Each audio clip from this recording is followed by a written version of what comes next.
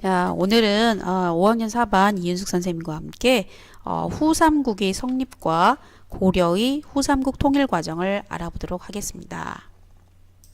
천년의 역사를 자랑하였던 신라도 결국에는 멸망을 하게 됩니다. 그러면은 어떤 나라가 멸망을 할 때 어떤 일들이 벌어지는지 한번 살펴보도록 할까요? 신라 말의 상황입니다. 지금 지도에 지금 여러 왕들이 있는데요. 연표가 보이죠? 선덕왕 785년 선덕왕에서부터 935년 신라 멸망까지 왕들이 너무 많습니다. 귀족들이요, 왕위를 다투어요. 그래서 서로 왕이 되려고 다투죠. 150년간 20명의 왕이 교체가 됩니다. 그럼 평균 잡아서 약 7, 8년마다 왕이 바뀌었다는 거죠. 이렇게 귀족들은 왕위 다툼도 했지만요, 커다란 대농장을 소유하고 호화로운 생활도 하게 됩니다.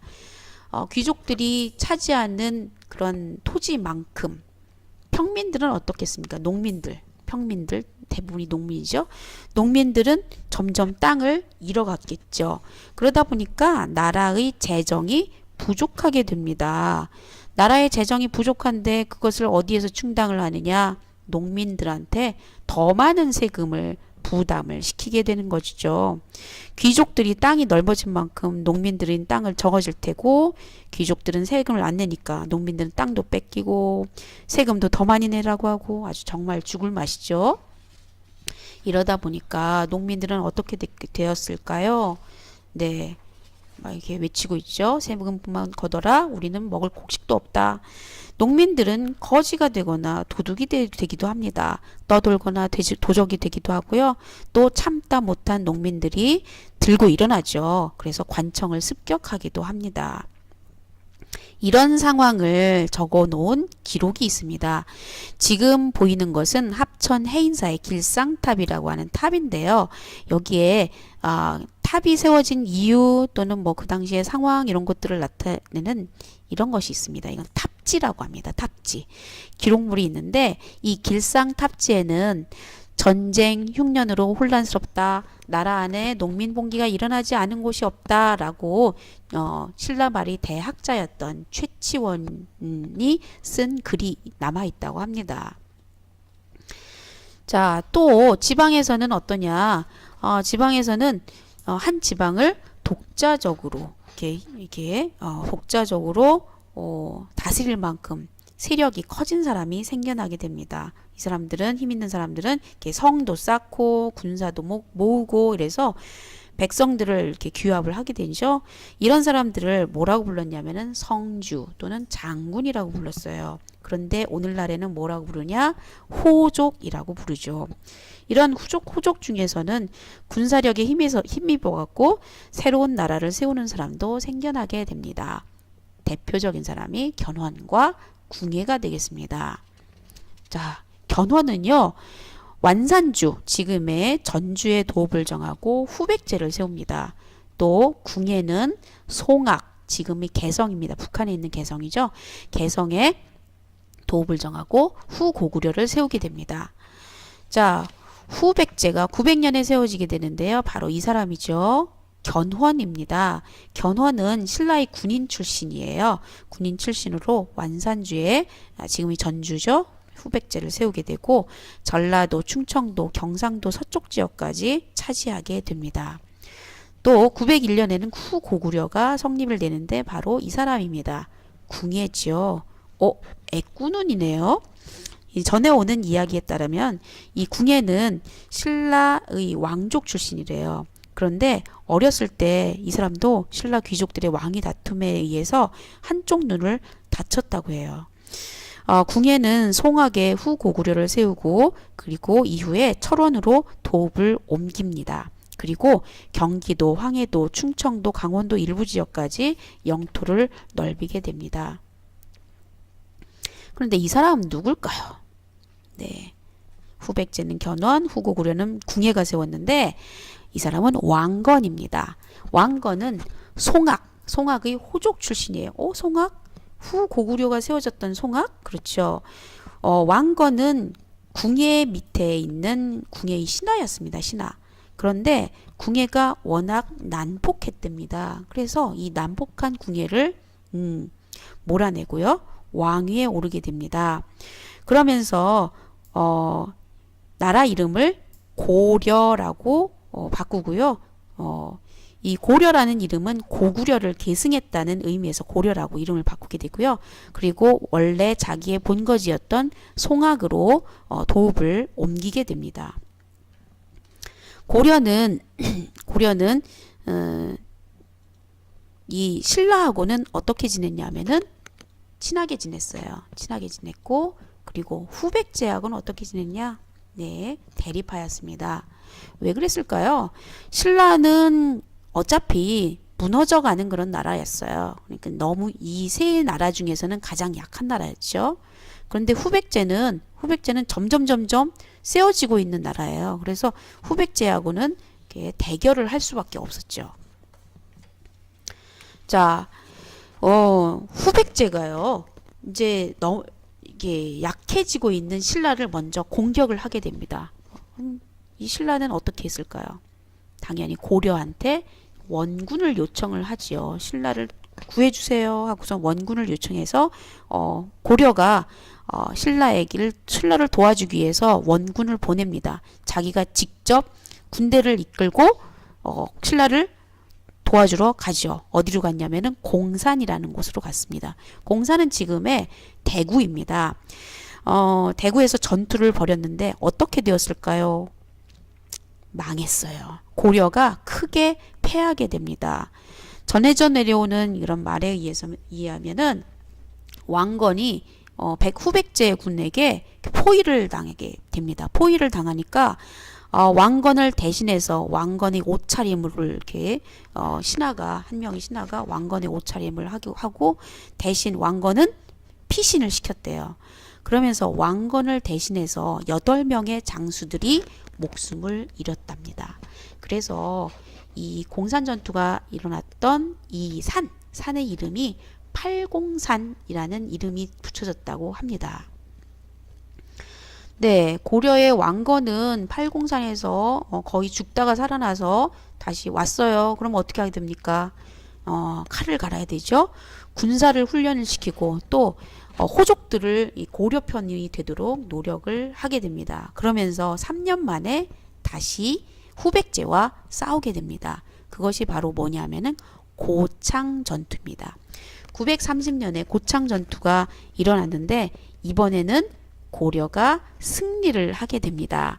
그러면서 고려가 승리해서 동쪽을 평안하게 하였다. 그래서 이 고창의 이름이 안동이 되었답니다. 여러분, 안동 하회마을 많이 들어봤죠? 안동의 안자는 편안할 안자고 동자는 동력동자입니다. 즉 동쪽을 평안하게 하였다 그래서 이름을 안동이라고 붙인 거죠. 안동에는요 또 내려오는 그런 민속놀이가 있는데 바로 차전놀이입니다. 이런 차전놀이 본 적 있나요? 네, 차전놀이가 바로 고려와 후백제가 벌인 고창 전투를 기념해서 동군하고 서군으로 편을 갈라서 하는 놀이예요. 그래서 이 차전놀이의 차전 위에 이렇게 서 있는 대장 있죠. 상대편 대장을 떨어뜨리면 이기는 경기입니다. 자, 그 다음에 한편은 그 후백제는 어떻게 되었느냐? 후백제의 견훤이 늙었어요. 늙어서 이제 후계자를 삼아야 되는데 견훤은 막내 아들 금강이라는 막내 아들이 참 예뻤어요. 그러니까 금강에게 후계자를 물려주려고 하는데 그럼 누가 화가 나겠습니까? 네. 첫째 아들이었던 신검이 화가 나죠. 내가 지금까지 견훤을 우리 아버지 위해서 얼마나 애썼는데 막내한테 그 왕을 물려준다고 하면서 내분이 일어나게 됩니다.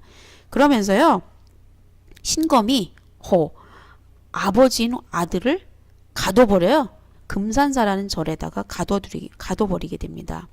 그러면서 이렇게 가두게 되니까 견훤은 이 금산사를 몰래 빠져나와서 왕건에게 귀순을 하게 됩니다.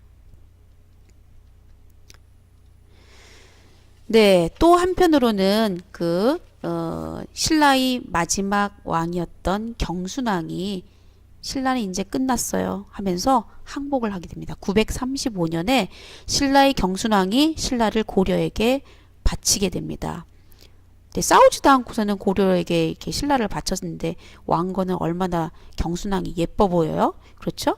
그러니까 경순왕에게 벼슬도 주고요. 땅도 이렇게 주면서 우대를 했대요. 우대를 했대요. 자, 이제 신검이 나왔네요. 신검이 후백제가 남았는데 이 고려는 이제 견훤이 이렇게 왕건에게 항복했다고 했죠.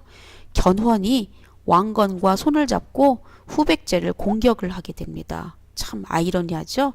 아버지가 이제 아들을 이렇게 몰아내기 위해서 이렇게 싸우게 됩니다. 그래서 견훤과 왕건이 총공격을 벌이게 되고 고려가 승리를 합니다. 그러면서 후백제는 멸망을 하게 되죠. 936년에 멸망을 하게 됩니다. 자, 지도에서 보면은 다시 한번 첫 번째 견훤이 후백제를 900년에 세웠고요. 두 번째 궁예가 후고구려를 901년에 세웠습니다. 세 번째로 왕건이 918년에 궁예를 몰아내고 고려를 건국하게 됩니다.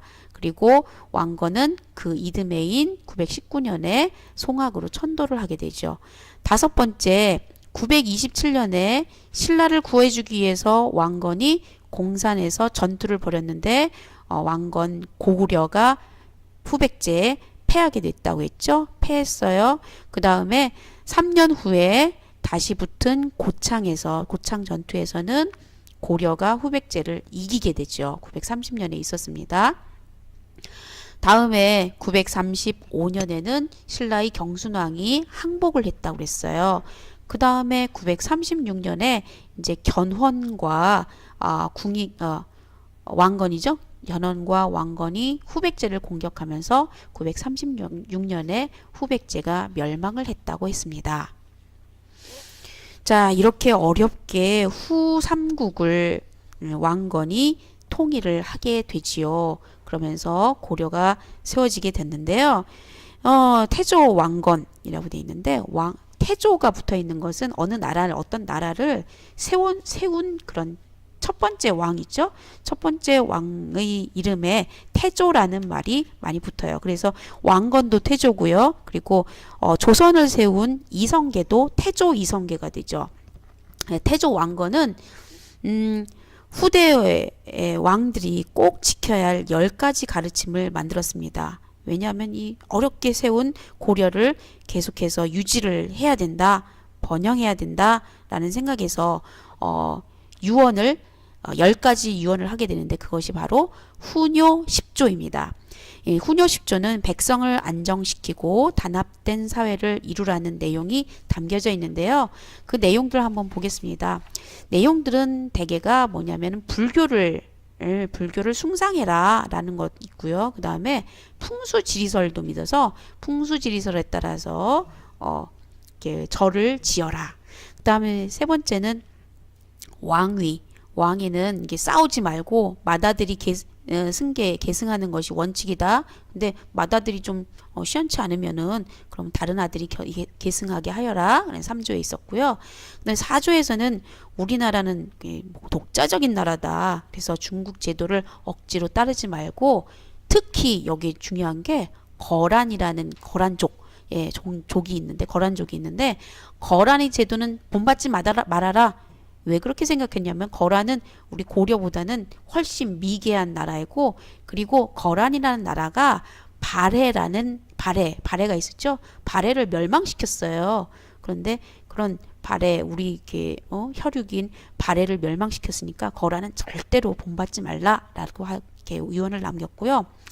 그리고 2월, 5월, 8월, 11월 중에서는 왕은 평양이죠. 지금 평양에 가서 1년에 100일 이상은 머물러라 라고 했습니다. 그만큼 평양을 중요시 여겼다는 것을 알 수 있고요. 6조에서는 연등회와 팔관회를 성대히 열라 했는데 연등회 팔관회는 뭐냐면은 불교 행사입니다. 불교 행사를 성대하게 열라 이것도 불교를 아주 중요시 여겼다는 것을 알 수가 있는 거죠. 자, 오늘은 후삼국 통일과 고려의 건국 과정 알아보았어요. 다시 한번 살펴보시고요. 그리고 공책에도 정리를 합니다. 후백제, 후고구려, 고려가 이렇게 성립하는 과정 이런 것도 살펴보시고요. 통일 과정도 다시 한번 살펴보시기 바랍니다. 오늘의 문제, 신라 말 사회 상황에 대한 설명으로 알맞지 않은 것은 어느 것일까요? 자, 신라 말에 나라가 망할 때 어떤 일이 일어났을까? 그걸 잘 생각해 보면 쉽게 찾을 수가 있을 것 같습니다. 찾으셨죠? 그 다음에 두 번째 문제. 다음 내용과 관련 있는 사람은 누굴까요? 후백제 세웠어요.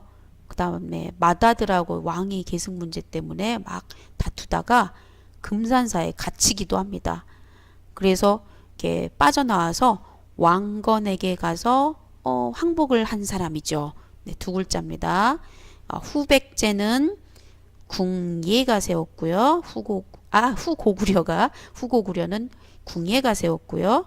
후백제는 누가 세웠더라 생각해 보시고요.